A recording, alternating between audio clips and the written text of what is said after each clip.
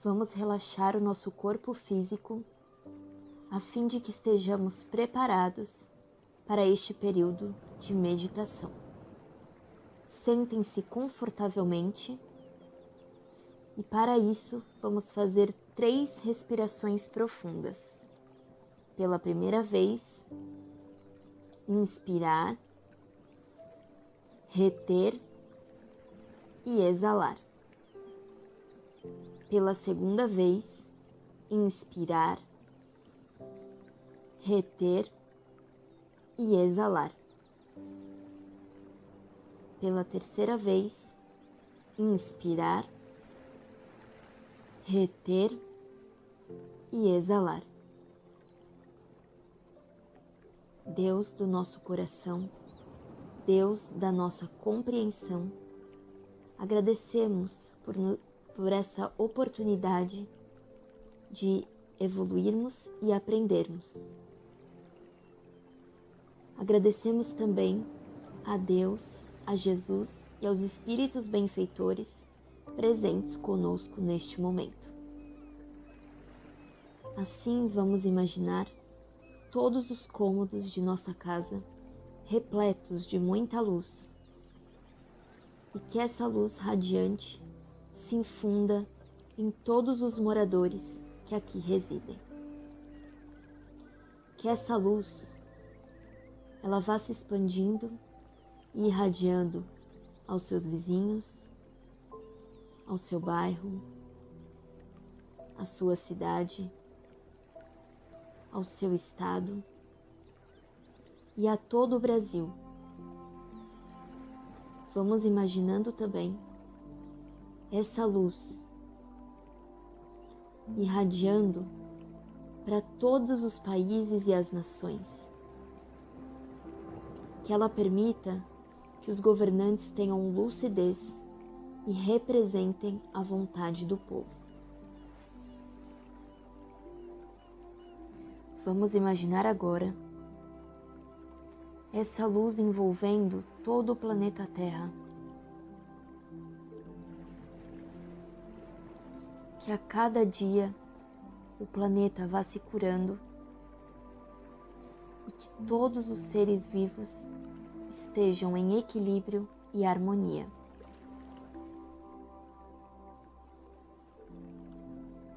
E que nesse período de isolamento físico consigamos refletir e aprender que todos somos um.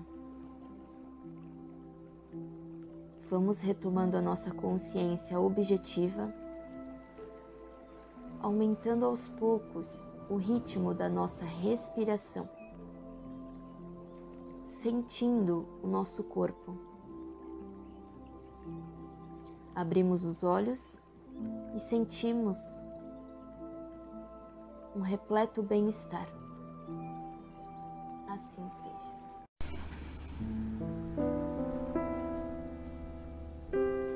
Do livro Coletânea do Além, Espíritos Diversos, Francisco Cândido Xavier. Capítulo Fala Contigo, Espírito Alma Eros.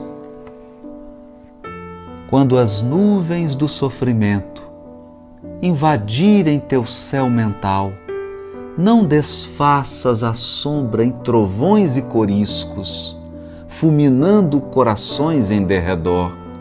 Poderias aniquilar muitos germens de fé, muitas flores tenras da esperança. Busca o refúgio do silêncio e medita, e quando a serenidade acolher-te em seu manto, fala contigo mesmo. Conversa com a tua própria ira, põe diante dos olhos sua figura sombria. Dize-lhe que talvez teu irmão sinta fome de pão ou sede de carinho, sem que ninguém lhe conheça o heroísmo obscuro.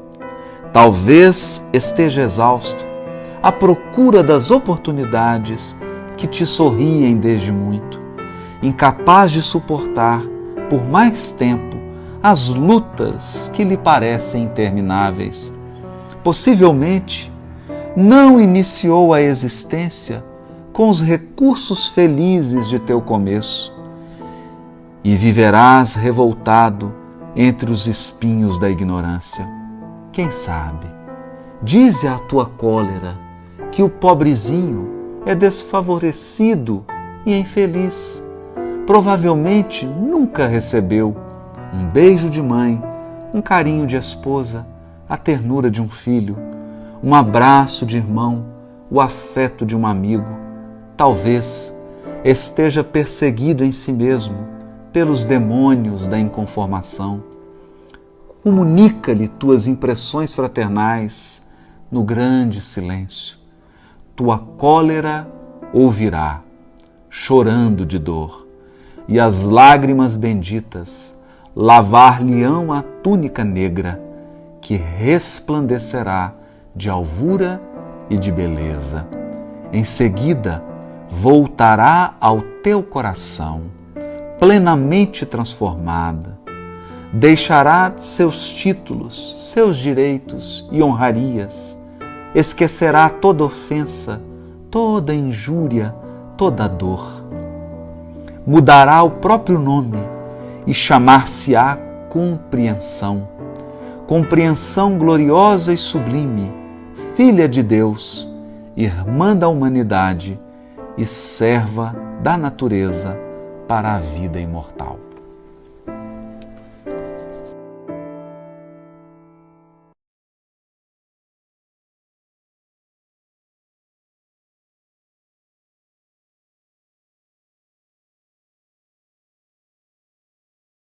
Queridos meninos de sábado, mais uma vez nosso encontro. Ainda, infelizmente, não presencialmente, mas falta pouco, tenho certeza. 1º de maio, Dia do Trabalho no mundo inteiro. Certas datas passaram céleres e quase desapercebidas por nós. Quando falamos de trabalho, falamos sempre de quem crê na vida imortal, porque sem trabalhar no bem, nós estamos bem complicados. Hoje vamos conversar um pouco sobre 2 grandes desafios para a nossa alma eterna: orgulho e humildade. Eu começo, anotei até para ser fiel à frase, com uma frase de Simone de Beauvoir. O livro Todos os Homens São Mortais. Um livro que vale a pena, como todos os livros da Simone, por sinal. Lá está escrito: é preciso muita força, muito orgulho ou muito amor para crer que os atos de um homem têm importância e que a vida vence a morte. E ela, como mulher, conhecia os homens como ninguém. Eu acho interessante que quando as coisas ficam muito difíceis no mundo, as mulheres sempre assumem a postura que, na verdade, sempre tiveram, a de certa forma, conduzir o sentimento, para não dizer o pensamento, dos homens. E Simone de Beauvoir nos lembra que os atos de um homem têm importância, a vida vence a morte se ele tem força, orgulho ou muito amor. Forças que movem naturalmente o universo. Mas quando nós falamos de orgulho, e as religiões geralmente confundem um pouco a nossa cabeça, porque imaginamos que o orgulhoso, e o mal orgulhoso realmente é aquela pessoa que não admite a opinião do outro, que acha que está sempre certa, que acha que os outros é que têm que resolver suas próprias dificuldades, coloca-se acima das dificuldades alheias, e é por isso que o orgulhoso dificilmente aceita um argumento seu. Dificilmente, quase de forma impossível, ele vai admitir que pode mesclar a opinião dele à sua opinião.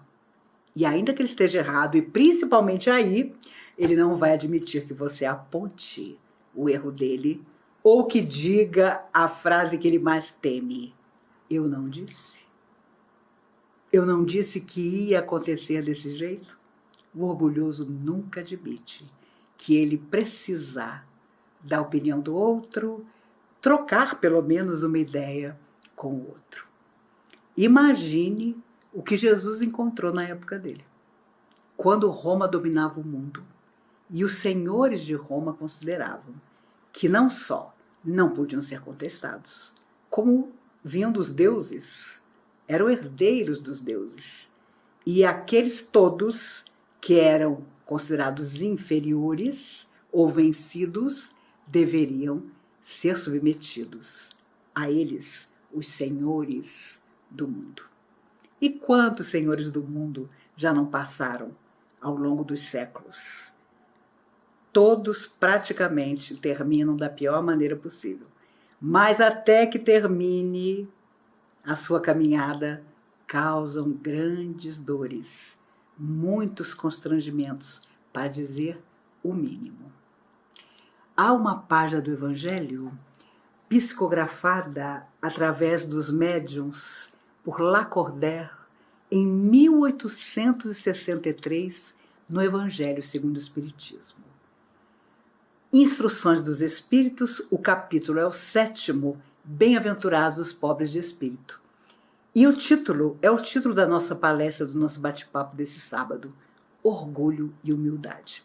Não é uma mensagem pequena, é uma mensagem extensa, mas é impressionante como, com mais de 100 anos, a mensagem é tão atual. Como o orgulhoso humilha com palavras, gestos, atos, omissão, indiferença, tudo que está à sua volta. Como o orgulhoso rico, por exemplo, considera que a sua riqueza é um privilégio que Deus lhe concedeu e que as outras pessoas que não têm o seu dinheiro, o seu poder, na verdade, são tão inferiores que nunca seguiram o caminho que ele seguiu e que trouxe tanta prosperidade para ele. Existem orgulhosos horríveis, existem orgulhosos disfarçados, existem orgulhosos que não percebem que devemos sim ter orgulho das nossas vitórias espirituais, de quando vencemos a nós mesmos, de quando conseguimos sair de nós e nos importarmos de verdade com o outro. Não com falácias ou fingindo, mas ali, junto com o outro. Todos nós temos amigos, mas existem os amigos de todas as horas, principalmente das horas difíceis, e existem os amigos que estão conosco só para as horas do riso, para a felicidade. E se há uma época em que nós conseguimos discernir uns dos outros, é a época que estamos atravessando. Eu confesso a vocês que, claro, os amigos de sempre, ao longo de 1 ano e tanto de isolamento, têm estado comigo.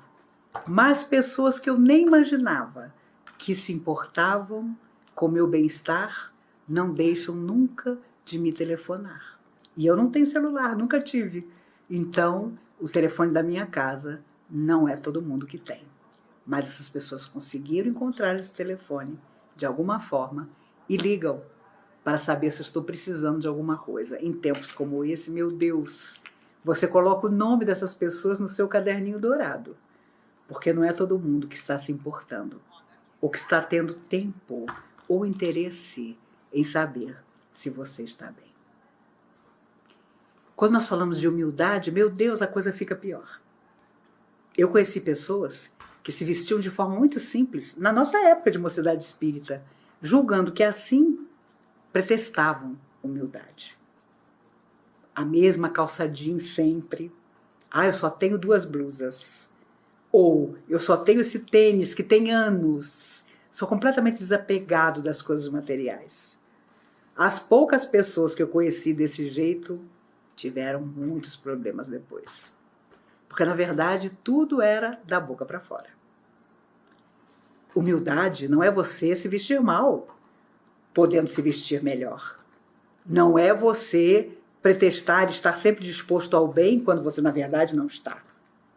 Ser humilde de verdade é algo tão sutil que quando você é humilde, ninguém fica sabendo.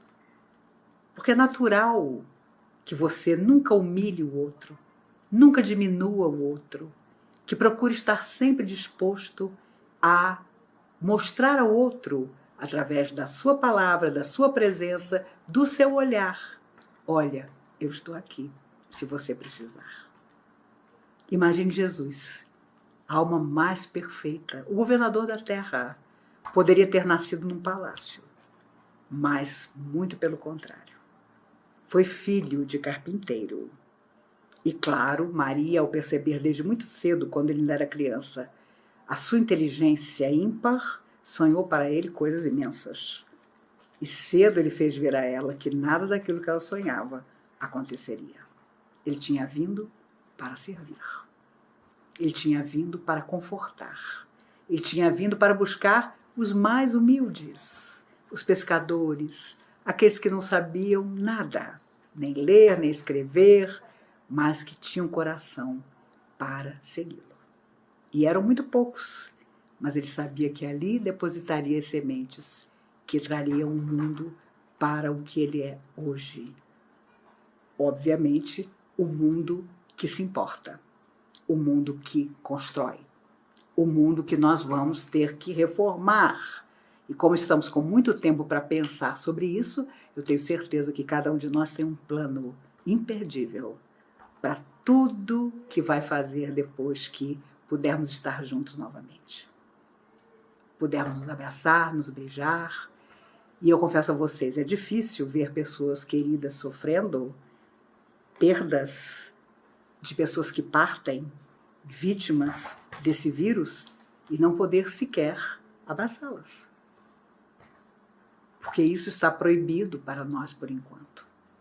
Mas é claro que depois que tudo estiver terminado, nós vamos poder fazer de novo todos os exercícios maravilhosos de convivência fraterna que a vida sempre nos propôs a fazer.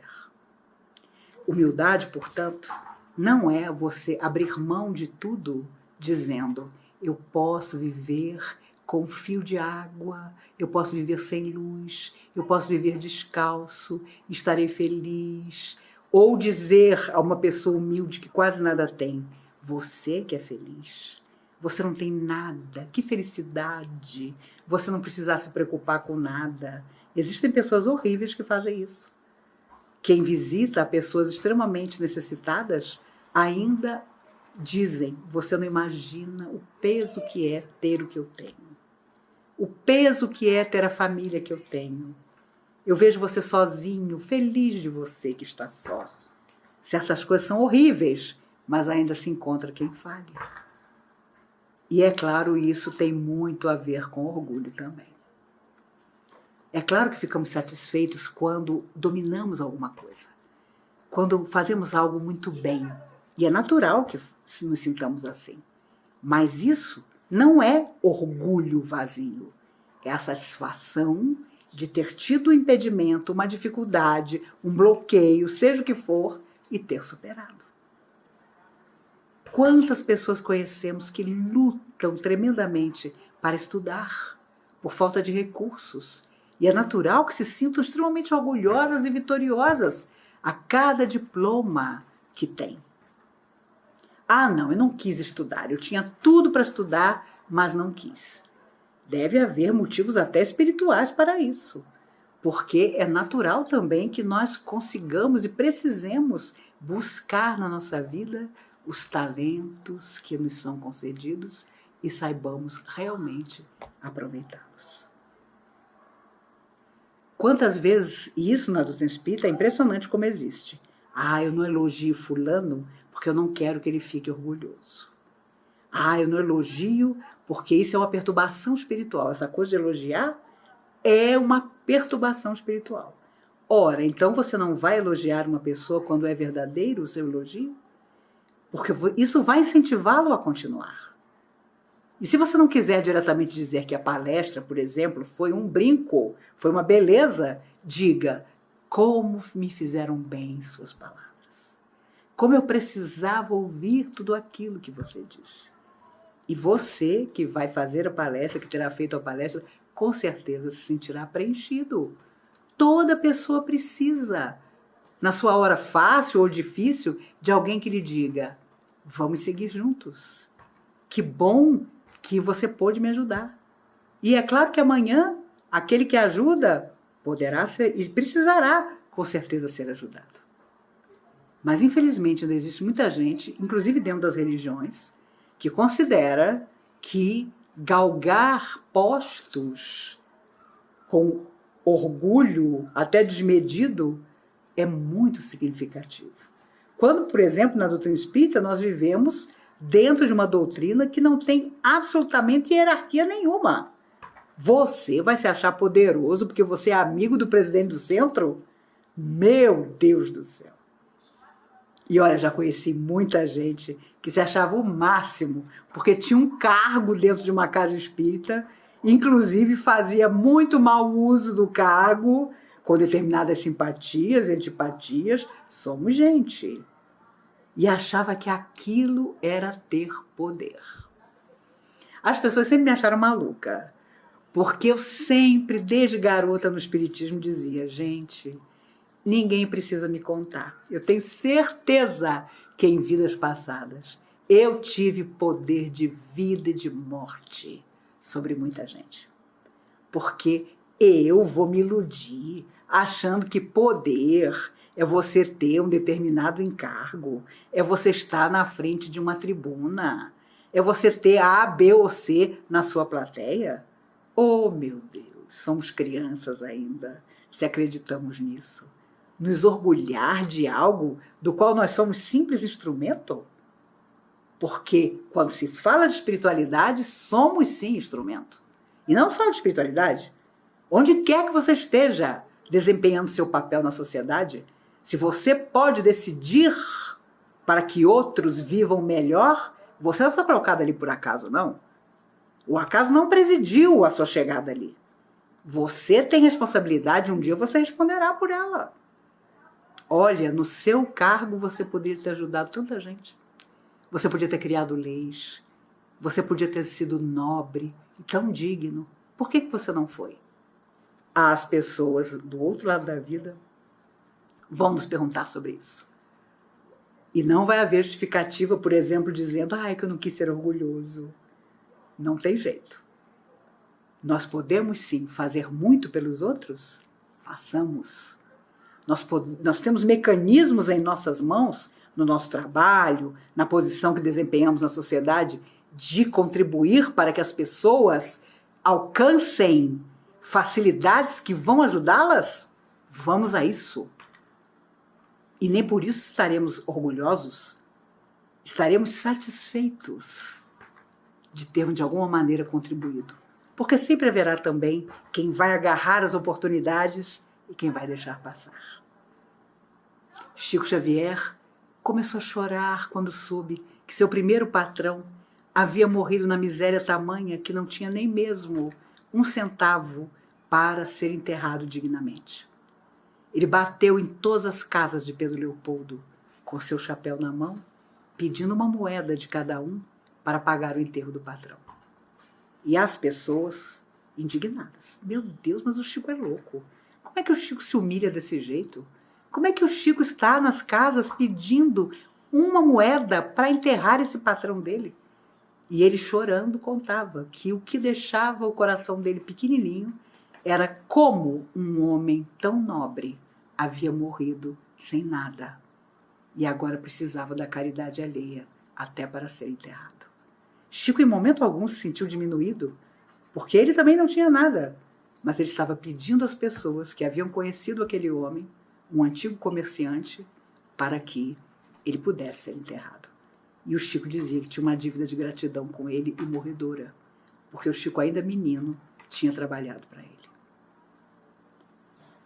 Por isso, nos sentirmos, por exemplo, humilhados quando alguém nos diz algo que nos fere, sempre vai depender de nós. Porque se essa pessoa usa esse mecanismo para nos magoar, ou ela muda, ou nós vamos buscar outros caminhos. Jesus afirmou: amai os vossos inimigos.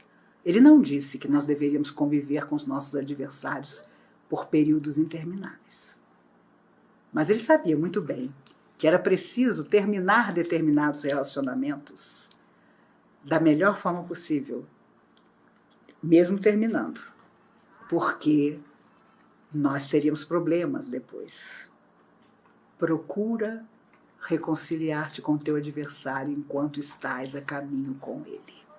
Adivinha por que Jesus disse isso? Porque depois que nos separamos da pior maneira possível, reencontraremos oportunamente aquela pessoa da pior maneira possível. A nossa vida de hoje, com certeza, tem muito a ver com isso. Porque os Espíritos dizem que, como nós estamos numa fase iniciando uma transição que é do planeta, que é nossa também, nós trouxemos para junto de nós pessoas que evitamos por largo período e que agora têm o nome respeitável de pai, de marido, de esposa, de filho, de neto, e que muitas vezes são indiferentes a nós, embora tenham esses títulos tão respeitáveis de família. Porque foram os que nós desprezamos. E dessa vez, para consertar, trouxemos para tão juntinho. O problema é o juntinho, que às vezes precisa, e sempre precisa, de determinados ajustes. Orgulho dentro de família é complicado, porque se todos não abrirem mão das suas posições para que haja harmonia geral, vai ficar difícil. Sempre haverá aquele que é o tirano dentro de casa, que vai fingir que é amado, mas na verdade é detestado, e sempre haverá aquele que, oprimido, vai fingir que está tudo bem, até que o caldo entorna, como se costuma dizer. Por isso, uma mensagem de 1860 do Evangelho segundo o Espiritismo é tão atual. Porque aqui Lacordaire fala de pessoas extremamente necessitadas, humildes e sofredoras, que andavam pela rua à míngua e que pensavam: ah, como eu invejo as pessoas que são ricas, como eu invejo as pessoas que têm o que eu não tenho. Mas ele, com sua palavra, conforta essas pessoas, dizendo que nada acontece por acaso, que tudo são lições. E felizes de nós se nós aprendemos as lições. Eu acho que existe uma humildade que nós devemos cultivar, que é a de saber que nós ainda vamos desencarnar mais uma vez nessa vida com mais perguntas do que respostas. Mas que as respostas que nós tivermos sejam altamente produtivas, sejam aquelas que realmente transformem. Porque de fingir, as nossas encarnações passadas com certeza estão cheias. De parecer que somos uma coisa, mas no fundo somos outra, também.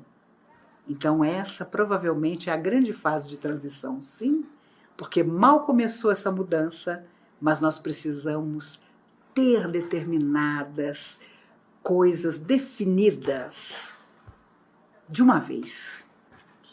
Não enrolar, como se diz. Porque com o conhecimento que atualmente temos das coisas espirituais, e o mundo inteiro, de uma forma ou de outra, está em busca das coisas espirituais, porque quem vive na matéria está vivendo depressões profundas, por saber já que a matéria tem um limite e jamais trará a felicidade almejada. Então as pessoas buscam o espiritual, porque chega uma hora que está tudo esgotado. Nós que já temos esse enamorar da espiritualidade, vamos ter que um dia, fora da vida material, falar dos planos que nós tínhamos e do quanto nós conseguimos realizar. E não de uma lista de fracassos que em vidas anteriores eram tão comuns no nosso relato. Deveremos ser humildes, sim, mas humildes com verdade. Olha, eu fui lá, vivi 60, 80, 70 anos, e o que eu trouxe da minha experiência na Terra foi isso, isso, isso. E aí, é claro, os amigos espirituais vão nos lembrar do que nós saímos de lá prometendo. E aí, nos pesos e medidas, nós vamos ver, e se Deus quiser, vamos ver, que esta vida em que buscamos em algum momento o espiritual foi talvez a primeira vida de algum crédito para nós e, com certeza, a vida mais importante que nós tivemos até hoje. As pessoas continuam perguntando muito a todos os espiritualistas, aos espíritas: e esse vírus que não vai embora nunca, é uma grande prova, todas as pessoas que estão desencarnando tinham que desencarnar. Como dizer isso? Se tanta gente está se expondo gratuitamente, se tanta gente não acredita que esse vírus existe até, principalmente as pessoas mais jovens. Mas eu sou moço, se eu pegar não vai me acontecer nada. E infelizmente de semanas para cá, vocês sabem, as pessoas que estão partindo têm de 20 anos a 49 anos. São pessoas jovens, sim. E não simplesmente porque não se vacinaram ainda, mas porque simplesmente não acreditam. Cada final de semana é uma lista de festas que não deveriam estar acontecendo e que acontecem. E onde está a racionalidade, o equilíbrio dessas pessoas? Porque a não ser que elas durmam na rua depois que saem de uma festa, elas voltam para casa. E lá elas têm o pai, a mãe, o avô, a avó. Ainda que nada acontecesse com elas, elas não vão contaminar ninguém. Elas descobriram como não contaminar ninguém. Por isso, meus amigos, orgulho às vezes também é acreditar que nós somos super-homens, que nada vai acontecer conosco, que os outros é que merecem passar pelas dificuldades. E não é nada disso. E nós seguimos ignorando a quantidade de enfermeiros e médicos que já desencarnaram, porque se esfalfaram sem nenhum orgulho, mais ciosos sim da ciência que carregavam, do quanto haviam estudado para salvar vidas, mesmo sem conseguir. Já ouvi muitos relatos na televisão de médicos e enfermeiros chorando e dizendo: nós somos educados e estudamos para salvar vidas. E quando você vê um número imenso de vidas se perdendo, não há emoção que aguente. E é mesmo. Então, olha, por exemplo, dizem os médicos, que os homens têm mais dificuldades de um diagnóstico porque o homem, de tal maneira, é criado ainda hoje para ser forte, para ser o provedor em todos os aspectos, que até admitir que está doente, ele tem dificuldade. Então ele procura menos o médico, ele procura menos um diagnóstico, e está provado no mundo inteiro que as mulheres vivem mais do que os homens, porque elas espertamente se cuidam mais. Na medida do possível, elas procuram mais o médico, elas procuram mais um diagnóstico do que o homem. Para muitos homens, parece uma fraqueza. Isso não é orgulho? Claro que é.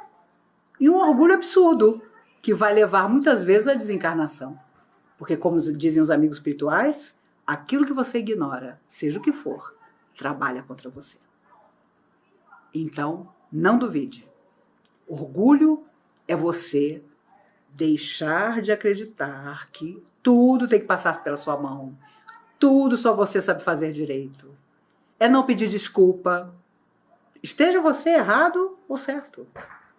Emmanuel dizia a Chico, e eu nunca me esqueci disso, que quando você pede desculpas a alguém que te magoou, o choque da pessoa é tremendo, já vale tudo. Porque a pessoa não é boba, sabe muito bem que foi ela que fez o errado. Mas quando você pede desculpa, a máscara dela cai. Ela pode ficar com cara feia, não vai admitir nunca, vai mudar de assunto, mas vai estar guardado lá. Seu momento em que você foi humilde, mesmo sabendo que o erro tinha partido do outro, você pede desculpas. Ô fulano, você me pegou num dia que eu não estava bem. Vamos esquecer tudo, vamos começar de novo. Isso não é só humildade, não. É simplicidade. É inteligência. É você deixar para trás e nem chegar a pegar um lastro tão pesado, do qual você não vai sentir falta nenhuma. Por isso, mais do que qualquer coisa, mais do que ficar pensando orgulho, humildade. Agora eu sou humilde, amanhã eu vou ser orgulhoso. Mais do que isso, os valores da alma devem estar conosco. Porque se esses valores estiverem conosco, tudo que nos acontecer, nós vamos driblar. Nós vamos ser como aquele jogador que sai vencendo todos os adversários. Porque haverá em nós as ferramentas para estarmos sempre em equilíbrio, mesmo nas horas mais difíceis, e principalmente nelas, mesmo nas horas de dor, mesmo quando tudo parecer se fechar à nossa volta. Nunca se esqueçam, meninos, onde vocês estiverem, vivendo a situação que vocês estiverem vivendo, ao lado de quem vocês amam ou até ao lado de quem vocês não gostam mais. Nunca se esqueçam que às vezes, na hora mais difícil, no último minuto, surge a mão que não vai nos segurar na beira do abismo. Surge o livro amigo, alguém que nos telefona, alguém que diz, espera, eu estou chegando, eu vou te ajudar. Na última hora, sempre haverá a misericórdia de Deus sobre nós. Tenhamos humildade para esperar por isso.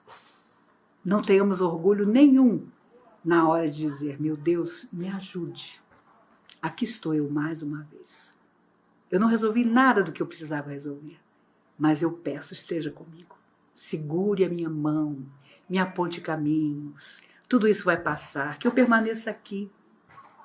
Me dê mais tempo para que eu possa promover em mim as transformações que até agora não consegui.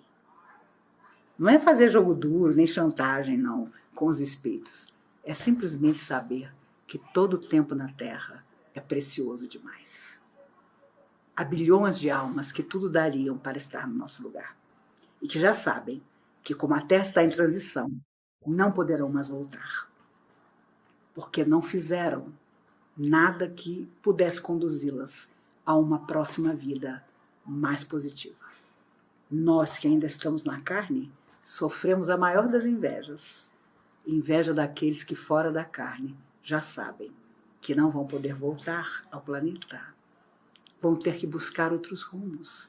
E muitos foram tão egoístas, orgulhosos e frios que sequer mantiveram amizade com qualquer pessoa que hoje aceitasse recebê-los como filhos. Parece uma tolice, mas até para isso nós precisamos plantar amizades e ter algum merecimento. Por isso, meninos, sei que os dias são difíceis e às vezes ameaçamos desanimar muito, mas vamos respirar fundo, imaginar que teremos uma tarefa a mais. Quando tudo isso acabar, nós vamos precisar viver por todos aqueles que não tiveram essa chance, que não tiveram tempo para receber uma vacina, que não tiveram alguém que os aconselhasse a se precaver, que acharam que dominavam as forças da vida, quando na verdade as forças da vida estão dentro de nós e é aquilo que nós chamamos Deus. Por cada uma delas, nós vamos viver. Então haverá muito a fazer. Haverá muito a transformar. Claro que as horas de desânimo nos ameaçam, mas elas passam, como tudo na vida passa. Esses dias serão lições. Eu estava vendo hoje uma reportagem, crianças chegando a uma escola de São Paulo que as recebia depois de longo tempo para uma aula presencial. E os meninos, era uma escola particular, tinha se adequado de todas as maneiras, passando, crianças de 6, 7 anos, passando os pezinhos no tapete especial, passando álcool nas mãos antes de entrar na escola, passando por uma espécie de chuveirinho, com os braços para cima, dando voltas, de máscara todos, para depois entrar no colégio. Sabendo que os horários de recreio são sorteados, que eles não podem chegar perto do coleguinha. Vocês acham que isso não afetará essas crianças para o futuro? Com certeza. Haja terapia para muitos. Mas depois, com certeza, darão valor a todos os cuidados tão esquecidos por nós e que nós passamos a ter, porque a necessidade nos obrigou a isso. A higiene maior, a estar sempre, permanentemente passando álcool nas mãos, a usar máscara. Por que o Japão tem um índice baixo de contaminação? Porque lá é a tradição deles, é da cultura deles. Não só são um pouco fechados em termos de abraço, de beijo, todo mundo sabe, mas também de usar máscara assim que o primeiro espirro aparece. Então, algo que foi difícil para nós de nos adaptarmos, para eles já estava na massa do sangue. Tudo é ensinamento. Quando você é orgulhoso, no mau sentido, você não vê ensinamento em nada. Você acha que sabe tudo e que os outros é que tem que aprender com você ou ficar calados. Quando você tem a humildade natural, você sabe que cada pedra do caminho vai te ensinar. E é isso que nós precisamos ter no nosso coração. Tudo nos ensina. Precisamos que os outros sejam livros em que nós possamos ler de tudo e aprender aquilo que será melhor. Tomara que todos nos tornemos professores do bem viver, do amar de verdade, do desculpar sem condição nenhuma.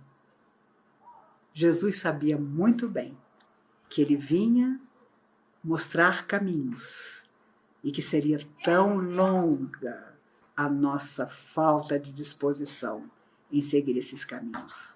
Nem por isso deixou de vir. E afirmou: no mundo tereis tribulações, mas tende bom ânimo. Porque sem bom ânimo, meus amigos, não dá. Nossos dias não são felizes agora, voltarão a ser.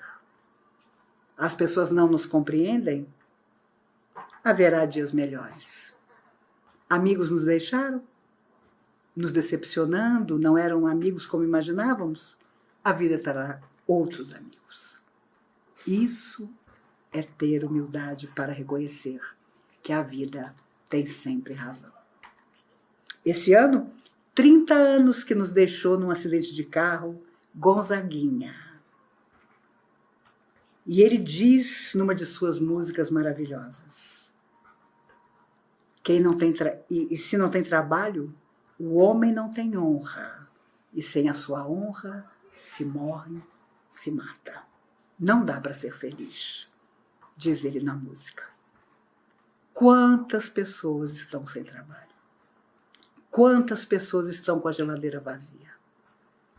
Haverá tanto a fazer, tanto a ajudar, que os anos que ainda nos restam a todos nós, sejamos jovens ou não serão suficientes para todo o mundo que nós temos a construir. E eu proponho a vocês, nesse 1º de maio, Dia do Trabalho, um desafio. Que nós dediquemos nossa vida a desmentir Nietzsche, que afirmou uma vez: o único cristão morreu na cruz. Ele afirmou: o único cristão morreu na cruz. Proponho, meninos, que onde quer que estejamos, nós possamos desmentir Nietzsche. Sejamos cristãos. Não importa a nossa feição religiosa. Sejamos cristãos calorosos, compreensivos, retos, onde quer que estejamos, com quem quer que estejamos. Se não conseguirmos a boa palavra, fiquemos em silêncio. Se estivermos travados, sem conseguir estender a nossa mão a quem precisa, peçamos às forças do bem forças para seguir na direção do nosso semelhante.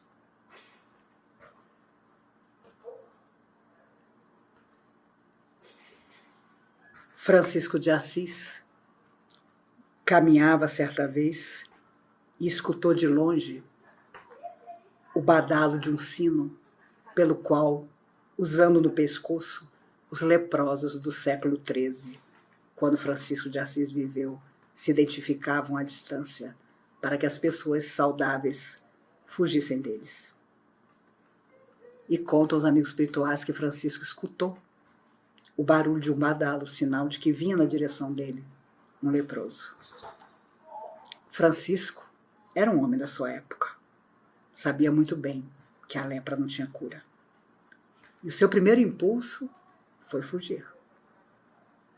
Mas, num impulso maior, ele segue na direção daquele sino, do barulho do sino. E quando de longe observa aquela figura andrajosa, tomado por amor, simplesmente, ele apressa o passo e vai na direção daquele leproso para abraçá-lo, já que ele mesmo também não tinha nada o que dividir com o leproso. Mas contam os amigos espirituais que, para sua surpresa, quando ele abraça o leproso, era o próprio Cristo que ali estava. E Jesus, num sorriso, lhe diz: Francisco, era só isso que eu precisava. E Francisco cai em pranto, emocionado ao reconhecer no mestre a figura que ali estava à sua frente. Ele vencera, naqueles passos que dera na direção da figura leprosa, o último preconceito que ainda possuía, que era o medo de ficar doente. Por isso, meus amigos, o medo não é bom conselheiro. Entretanto, às vezes preserva a nossa vida. Nós precisamos estar em contato com alguém? Não deixemos que ninguém sem máscara nos humilhe. Vamos de máscara, vamos usá-la assim, bem apertada no nosso rosto, com todo cuidado.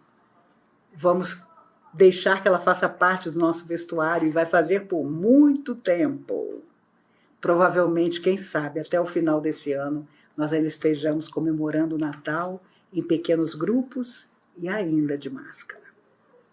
Porque será preciso essa disciplina até que, como tudo que a humanidade já venceu, esse vírus também seja vencido.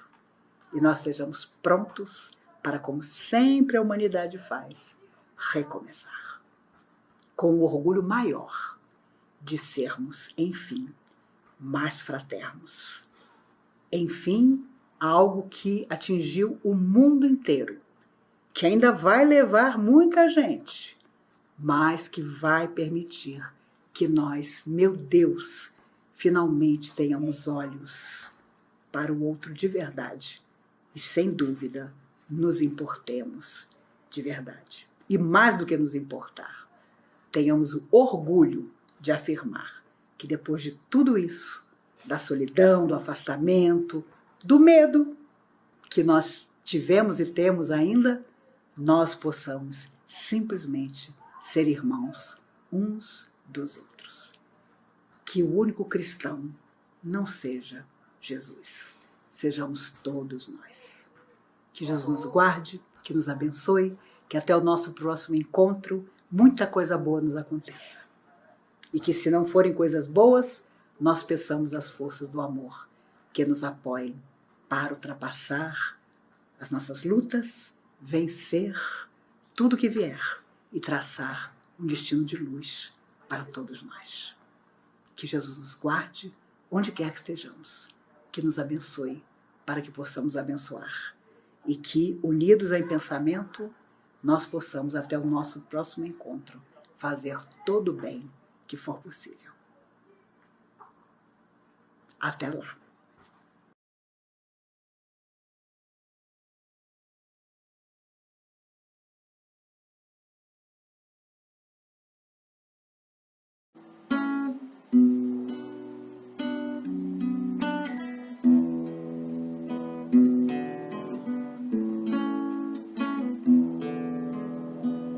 Quanta luz nesse ambiente descendo sobre nós, vibrando em nossa mente. Quanta luz assim em prece, como a alma cresce aos olhos de Jesus. Quanta luz, pois em oração a voz do Mestre fala ao nosso coração. Quanta luz descendo sobre nós. Quanta luz, quanta luz,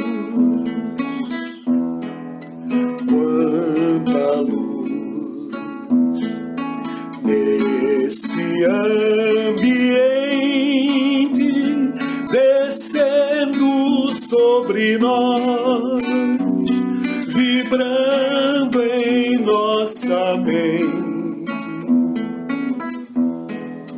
Quanta luz, quando assim em prece, como a alma cresce aos olhos de Jesus. Quanta luz, pois em oração a voz do Mestre fala ao nosso coração. Quanta luz descendo sobre nós. Quanta luz, quanta luz. E uma oração a Nossa Senhora Aparecida. Vamos?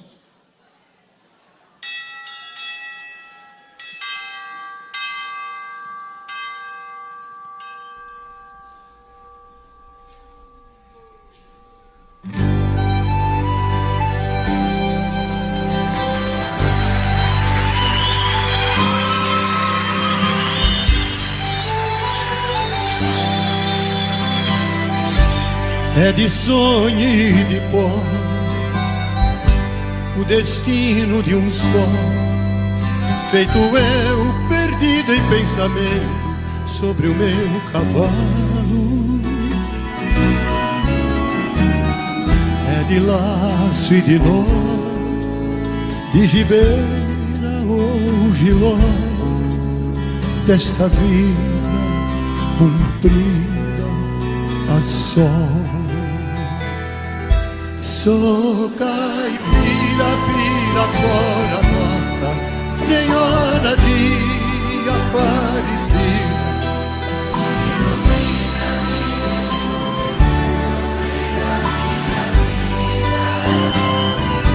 Sou caipira, pirapora nossa Senhora de Aparecida. Ilumina-me escuro e fundo o trem da minha vida.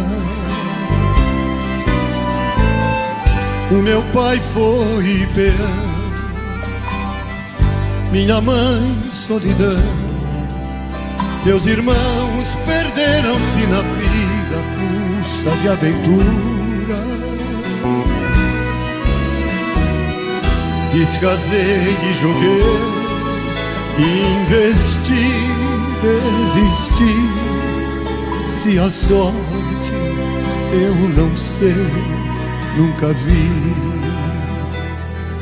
Sou caipira, pirapora nossa Senhora de Aparecida. Ilumina-me no escuro e fundo o trem da minha vida. Sou caipira, pirapora nossa Senhora de Aparecida, ilumina mina escuro e fundo o trem da minha vida. Me disseram, porém, que eu viesse aqui pra pedir em romaria e prece paz dos desaventos. Como eu não sei rezar,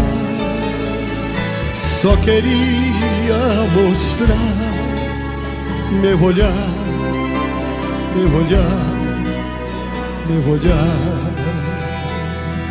Sou caipira, Pirapora, Nossa Senhora de Aparecida, ilumina mina escuro e fundo o trem da minha vida. Sou caipira, Pirapora, Nossa Senhora de Aparecida, ilumina mina escuro e fundo o trem da minha vida.